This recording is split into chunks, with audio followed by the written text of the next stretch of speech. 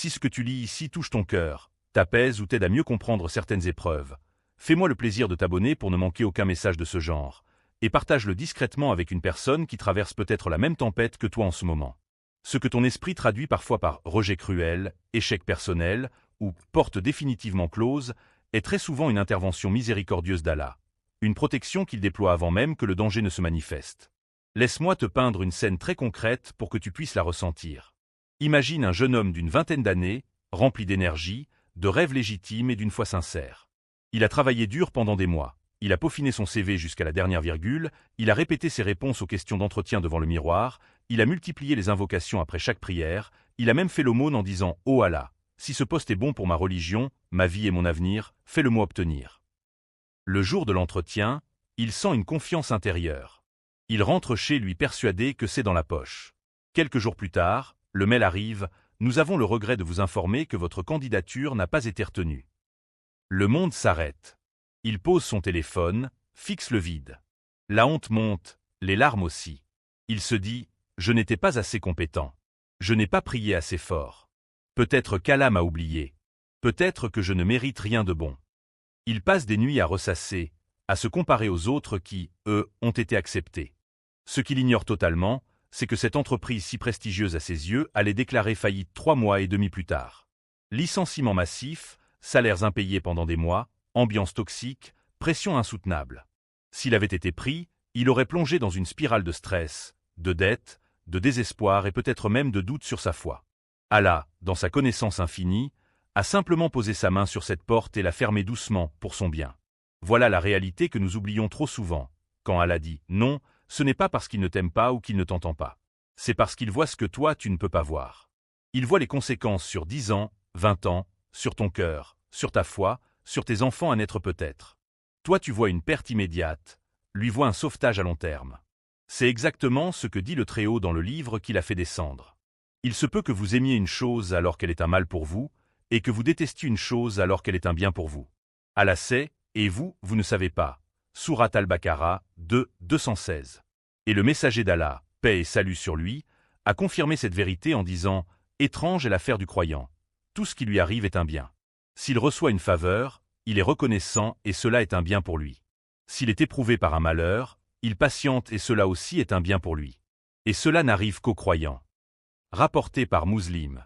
Alors pourquoi continuer à pleurer des nuits entières sur une porte que lui a fermée avec sagesse? Pourquoi laisser le doute ronger ton cœur quand il est en train de dessiner un itinéraire bien plus lumineux que celui que tu avais tracé toi-même? Pourquoi croire qu'un simple « non » prononcé par un être humain pourrait annuler la décision du roi des rois? Ton Seigneur ne t'abandonne jamais, même quand tu te sens le plus seul. Au contraire, il t'éduque avec amour. Il te polit comme on polit une pierre précieuse. Il te prépare à recevoir quelque chose de plus grand, de plus durable, de plus en phase avec ce que ton âme réclame vraiment. Et la plupart du temps, cette préparation commence par un retrait, par une période de vide apparent, par une solitude qui fait mal, mais qui guérit. Regarde autour de toi dans la création. Tout ce qui devient grand, fort, beau, commence dans le silence et l'obscurité. Le bébé grandit 9 mois dans le noir complet du ventre maternel, protégé, nourri, façonné loin des regards. La graine doit être enterrée, privée de lumière, pour pouvoir germer et percer vers le soleil. Le diamant naît sous une pression énorme, dans les profondeurs invisibles de la terre. La pleine lune disparaît plusieurs nuits avant de réapparaître dans toute sa splendeur. Pourquoi donc penses-tu que toi, créature la plus noble, tu échapperais à ce processus divin de maturation dans le silence? Quand Allah t'éloigne des foules, des invitations incessantes, des amis qui remplissaient ton agenda, des relations qui occupaient tout ton espace mental, ce n'est pas pour te punir. C'est pour te libérer. Il te retire les distractions, les faux soutiens, les énergies qui te vident sans que tu t'en rendes compte.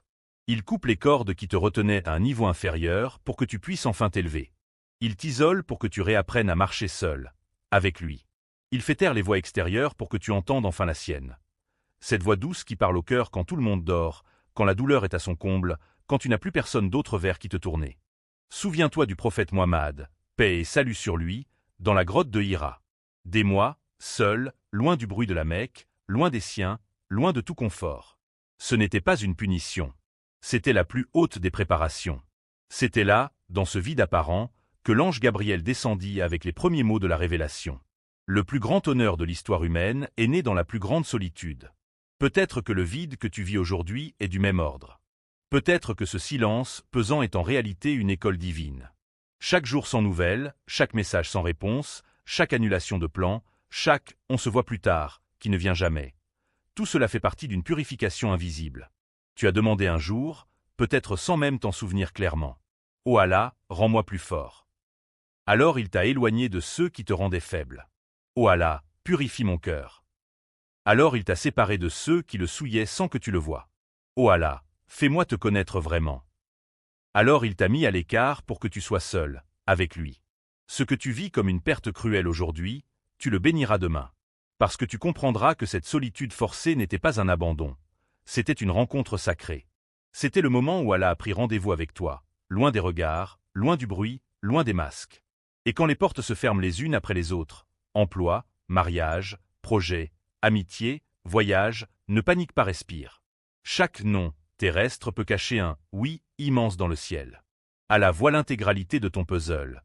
Toi tu n'en vois qu'un coin. Il sait que ce mariage que tu désirais tant aurait éteint ta lumière intérieure. Il sait que cet emploi de rêve aurait volé tes nuits de prière et ta sérénité. Il sait que cet ami ou cette amie que tu regrettes aurait fini par te détourner de lui. Il ne t'enlève jamais rien sans préparer quelque chose de bien meilleur. Mais pour accueillir ce meilleur, il faut traverser le désert. Et dans ce désert, il n'y a souvent que deux choses, le silence et la confiance. La vraie foi commence exactement là, quand tu n'as plus aucun plan B, plus aucun contact influx, plus aucun filet de sécurité, et qu'il ne reste que lui. C'est là que tu touches du doigt cette certitude absolue. Il sait ce qu'il fait. Il ne m'oublie pas. Il est en train de me sculpter. Regarde Youssouf, paix sur lui. Vendu par ses propres frères, réduit en esclavage, accusé à tort, jeté en prison, oublié pendant des années. Chaque étape semblait le détruire. Et pourtant chaque étape le préparait à devenir le ministre qui sauverait une nation entière. La grandeur a un prix. La mission a un prix. L'élévation a un prix. Et ce prix s'appelle souvent patience plus confiance plus solitude temporaire. Alors la prochaine fois qu'une porte claque au point de te faire trembler, fais ceci. Ne baisse pas la tête de honte. Lève les yeux vers le ciel. Et dis intérieurement. Je sais que tu ne me refuses pas par méchanceté. Tú me proteges. Tú me prepares. Tu m'aimes plus que je ne m'aime moi-même. Car Allah ne ferme jamais une porte sans en ouvrir une autre. Parfois juste derrière toi, parfois directement dans ton cœur. Et surtout, souviens-toi de ceci jusqu'à la fin de tes jours. Quand il t'éloigne de certains êtres, c'est souvent pour te rapprocher enfin de lui. Quand il te rend invisible aux yeux des gens, c'est souvent pour te rendre visible à ses yeux. Quand il coupe les liens humains, c'est souvent pour t'offrir le lien le plus solide qui existe. Tu n'es pas oublié. Tu n'es pas puni. Tu n'es pas en train de perdre. Tu es en train d'être sauvé. Tu es en train d'être purifié. Tu es en train d'être élevé. Et un jour, peut-être plus proche que tu ne le crois, tu regarderas en arrière et tu diras avec des larmes de gratitude. Oh Allah, merci de ne pas m'avoir donné ce que je voulais à ce moment-là. Merci de m'avoir donné ce dont j'avais vraiment besoin. Patience, mon frère, ma sœur. Le meilleur est en préparation. Et celui qui prépare est le meilleur des planificateurs.